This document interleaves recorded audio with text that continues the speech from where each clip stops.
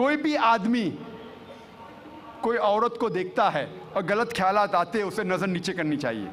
اس کے بعد عورتیں اسلامک لباس پہنے, سارا بدن ڈھکا ہوا ہونا چاہیے, صرف چہرہ اور ہاتھ کلائی تک دکھ سکتا ہے. اس کے بعد اگر کوئی آدمی عورت کا بلاತ್ಕಾರ کرتا ہے, زنا بالجبر کرتا ہے, اس کے لیے سزائے موت. میں یہ پوچھنا چاہتا ہوں کہ بلاತ್ಕಾರ کی تعداد جیسے میں بڑھیں گی وہیں کے وہی رہیں گی یا گھٹیں گی؟ گھٹیں گی.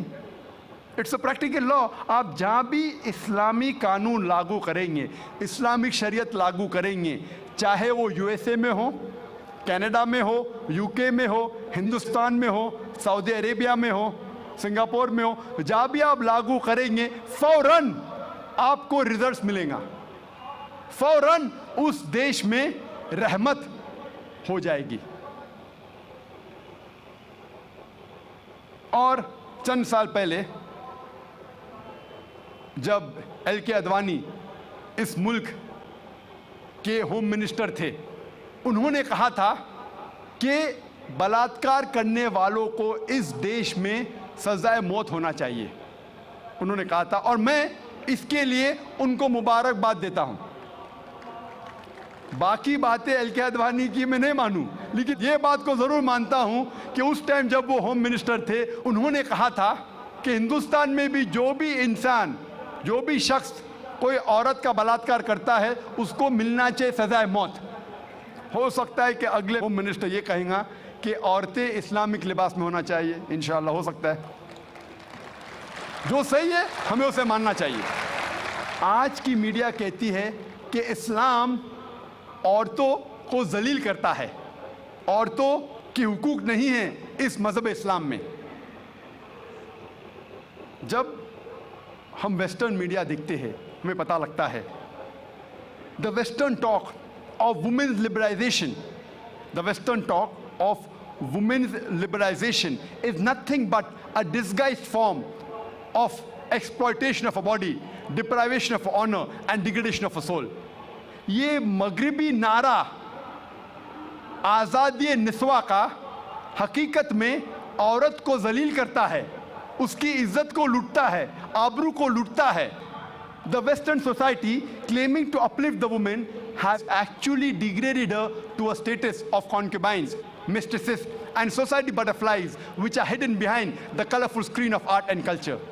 یہ مغربی تہذیب جب کہتی ہے کہ ہم عورتوں کے درجے کو بلند کرتے ہیں, حقیقت میں وہ عورتوں کو طوائف بناتے ہیں, رخیل بناتے ہیں, بازار کی زینت بناتے ہیں. آرٹ اور کلچر کے رنگین پردے کے پیچھے, آرٹ اور کلچر کے نام پہ وہ کہتے ہیں کہ ہم عورتوں کو آزادی دے رہے, حقیقت میں وہ انہیں ذلیل کرتے ہیں. اور ہم دیکھتے ہیں وومنز لبرائزیشن کے نام پہ یہ ویسٹرنرز کیا کر رہے ہیں. آپ دیکھیں گے اکثر ایڈورٹیزمنٹ میں آپ کو عورتیں ملیں گی. جو چیز عورتیں استعمال نہیں کرتی اس میں بھی عورتیں موجود ہیں. مثال کے طور پہ آپ اگر موٹر سائیکل کی ایڈ دیکھیں گے, کتنے خواتین, کتنے عورتیں دنیا میں موٹر سائیکل چلاتی ہیں, کتنے, پھر بھی موٹر سائیکل کی ایڈ میں آپ عورتوں کو دیکھیں گے. ایک بہت فیمس ایڈ تھی, مجھے کس نے کہا تھا, BMW موٹر گاڑی کی. یہ گاڑی ہے BMW جو نوجوانوں میں بہت فیمس ہے, بہت مشہور ہے. عام طور پہ مرسڈیز کو مانا جاتا ہے بہت اچھی گاڑی, لیکن نوجوانوں میں BMW وہ اور تیز ہے, اس کا پک اپ اچھا ہے, تو نوجوان پسند کرتے ہیں BMW گاڑی, اور تیز اور پک اپ, ویری فاسٹ کار. تو مجھے کس نے کہا تھا, ایک مشہور ایڈورٹیزمنٹ تھی BMW کی.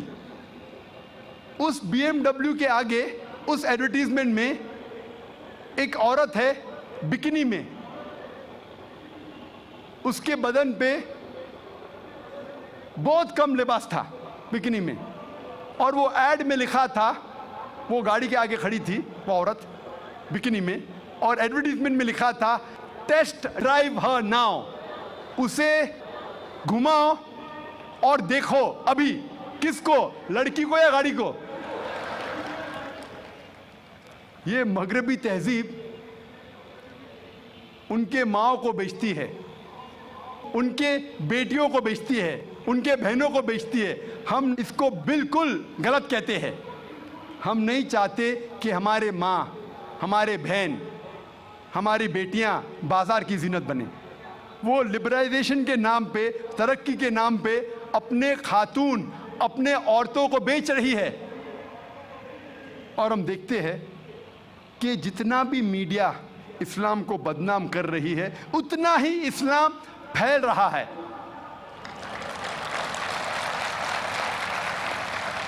آج سب سے زیادہ پھیلنے والا مذہب ساری دنیا میں نمبر 1 اسلام.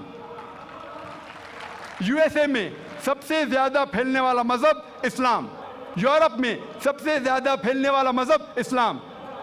اور جو لوگ، جو غیر مسلمان اسلام قبول کرتے ہیں، ان میں سے 2/3 حصہ عورتیں ہیں. 2/3 آف دیم آر وومن. اگر اسلام عورتوں کو ذلیل کرتا ہے تو عورتیں اسلام قبول کیوں کرتے؟ یہ امریکن عورتیں اسلام کو کیوں قبول کر رہی ہے؟